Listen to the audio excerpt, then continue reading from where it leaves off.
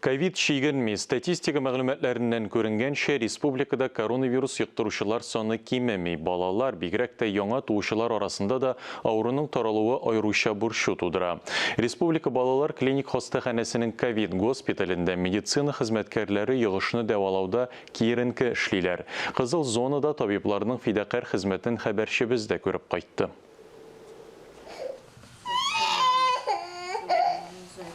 Sabılar avurtudan da tabiplərdə күргәчтә yolu başlay. Саклagыч костюм кигән табипләрнең процедураларда куркыталарны. Әниләргә дә җиңел түгел. Хастаханәдә сабыйлары янында көннәре дә төннәре дә йокысыз уза. Сабыйлары йоклаган арада ковид йогышына тест узалар. Таисиянең тест нәтиҗәләре тискәре, ә менә кызыныкы уңай. Госпитальдә 2 атны аталар инде. Әлегә кайчан чыгасылары билгеле түгел. Я вожу ребенка на секции везде, то есть вирус он везде. Гөлгенә күкрәк нарасының тыны кысылудан интегүен куркыныч төш кебек искала. Бала тудыру йортыннан чыгуга хастаханәгә эләгәләр. Авырып киттек инде, без дә белмәдек, что бездә ковид. Уйламадык та бала ятыгып еткергәч кенә инде скорый килеп, безне тиз инде РКБга озаттылар. Монда уже положительный тест булды. Икебездә дә кызның 32% поражение легких диләр.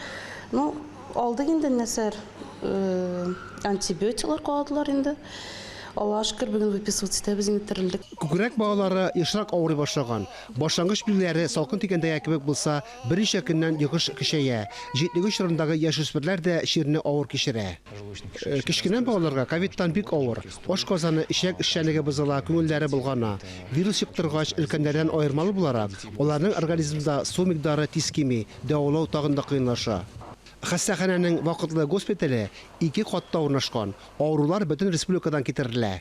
Главная ошибка родителей. Аналарның төп ялгышы нәрсәдә дип уйлыйсыз? Аларның күпчелеге прививка ясатмый, куркалар. Шулай итеп ковидны бик җиңел йоктыралар. Бу көнне Гөлгенәне сабые белән хастаханәдән чыгардылар. 6 айдан соң ковидтан прививка сатырга җыена.